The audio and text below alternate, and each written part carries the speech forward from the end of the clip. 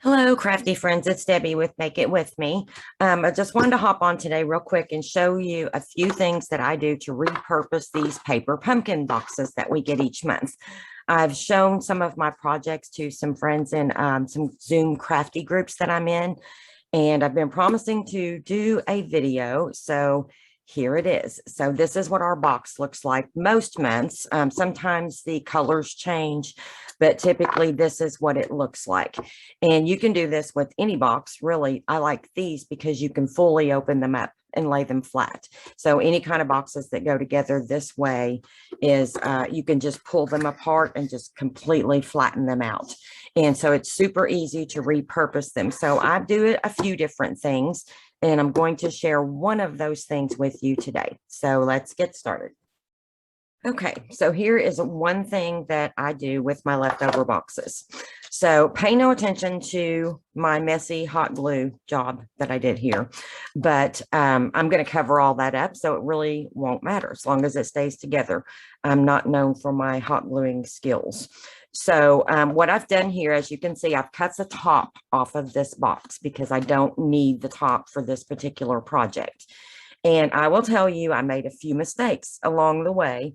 And so I'm going to show you how to, well, I'm going to tell you how to fix those because I don't want to redo this one since I've already done it. This was an experiment. So if I had thought it through, I would have done some things first before I put these cardboard pieces in.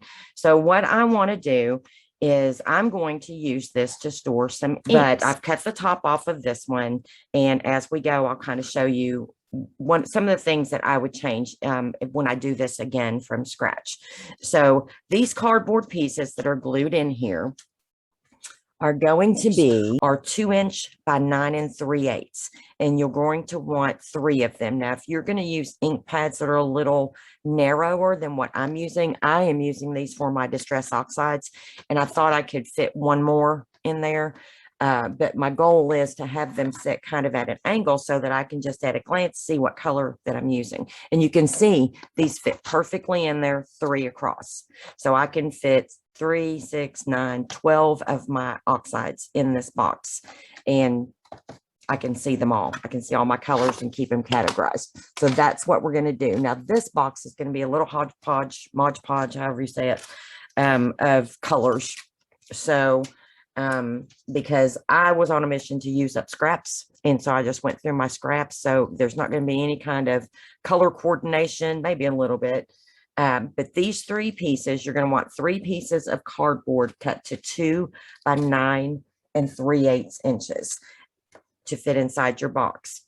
And then you just want to place them a little bit at an angle and hot glue them in. Now, here was my first mistake. I should have covered the bottom first, and I should have covered the sides first. I don't know that it matters if you really cover the inside sides, and I'm not going to go back and pull all these out and redo it. But if I had this to do over, which I may at some point, I collect these boxes every month, but I would have covered the bottom in something cute. Even though you're really not going to see it much, I don't know. I just wanted it in there. So cover your bottom first, and the bottom is going to measure 6 1/4 by 9 1/4, and glue your bottom in first before you start gluing in these inserts. So I've got these 3 glued in at an angle, and you can just kind of, I didn't really measure the angle. I'm not a measuring person. I eyeball things a lot. I just kind of set my inks in there and just kind of decided how much I wanted them to angle, and then just glued them in from there. So, and this back one, I intentionally left a little extra space because it leaning on that back, it's got a little bit different angle. So glue those in with hot glue. And this hot glue, these have been in here for a really long time, and it's a really lightweight box. The inks are really lightweight, so it's not going to come apart.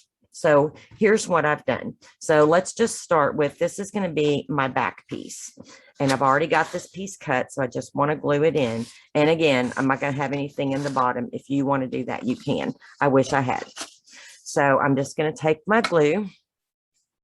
And this piece is, this is the back. The front and the back are actually going to be the same. I'm not going to worry about notching this out because I think my paper is strong enough. It's not going to make any difference, and I don't really need it. So I'm just going to cover it. So my back piece and my front piece are going to measure 3 3/4 by 9 1/2. And then you're going to score this piece at 1 7/8, and that is exactly in the middle. And so we're just going to glue this in.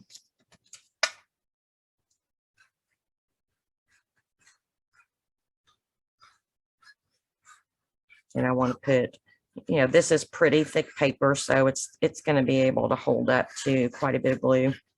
And I want to make sure it stays and doesn't come loose. So I'm going to load it up pretty good.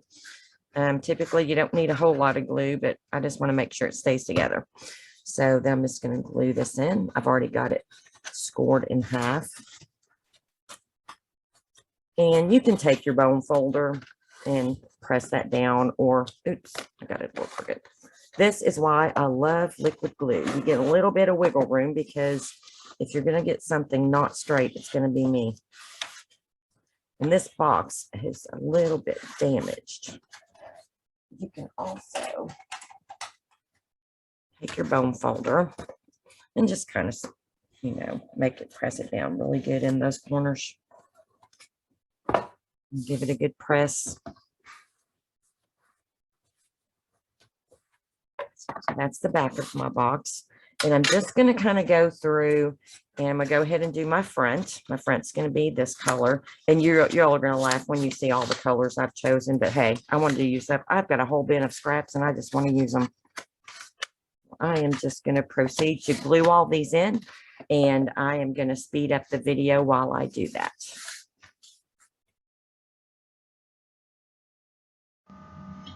So here I'm just gluing on the front piece. And as I said, I've sped this up a little bit. I don't think you want to just sit there and watch me glue, but I'll repeat this for a couple more pieces, and then I will show you my finished project. Now, I did mean to tell you that these inside pieces, the measurements are a little bit different. While the cardboard is 2 by 9 3/8, the paper size that you'll want to cut to cover those is 9 3/8 by 4 1/4. And then you'll score those at 2 1/8. And that should make them fit over it perfectly. I've tested those and they seemed to be pretty accurate. So now this one, when I was cutting all of these, I just kind of eyeballed the measurements. But the next one, I will cut all of these with these measurements just to be sure. But I will list all of these measurements in the description of the video.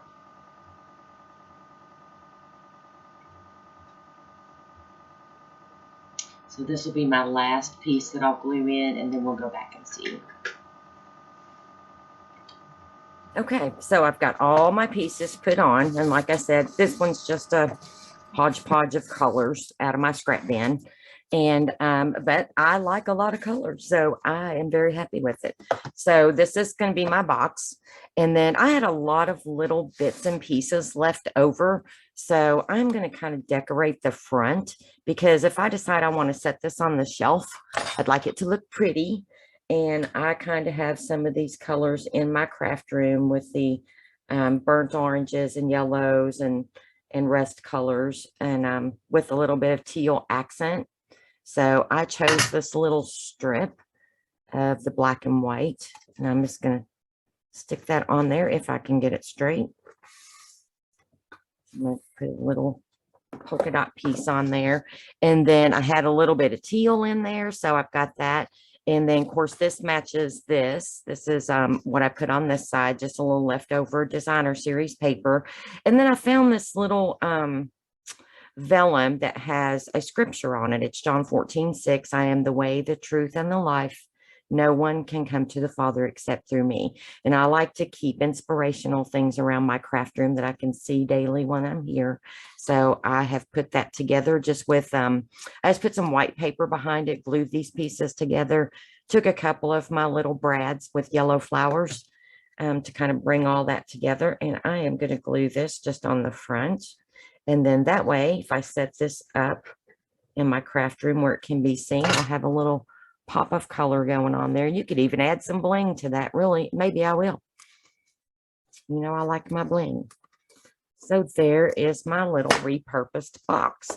And let me show you how the ink's set in here. You can fit 3 across. on each one of these. You can categorize those however you want, but the Distress Oxides just fit perfectly in here. I tried my Stampin' Up! Inks with this, but it really wasn't a good fit. And you can set these boxes on top of each other. So if you've got them displayed in your craft room with your inks, and I love it because if you're crafting, you can just set this box in front of you and you can easily see your colors. So they just sit right in there. So that is my little project for the day. I hope you liked it. And I just want to show you my next one is going to be this. We had this past month was called a hope box. And I started thinking, why can't I just make any box a hope box? So I've been saving all these paper pumpkin boxes, knowing I could do something with them. So, and I've decorated the inside of this one as well. And I'm going to fill it with nice, encouraging things to give as gifts for some lady friends I know that could use some encouragement. And so I've covered this box in designer series paper. I've added some ephemera and a few other little things. I cut these out with the Stampin' Up! Foil paper and die cut these with one of the die cuts, and I'll show you how I did that. And this one, all of these are cut out. And then these are just some little trinkets I had lying around. And you'll have to wait for the video to see the inside because it's really cute too. Because my plan is I want whoever opens this to have a really nice message when they open it. So I've also decorated the inside of the top of this for the person that's going to receive it. So join me again. I'll show you how I did this. And I hope you enjoyed this little tip, and I'd love to see what you do with your boxes, any kind of boxes. But this is what I do with my paper pumpkin. Thanks for watching, and I appreciate you stopping by. Happy crafting.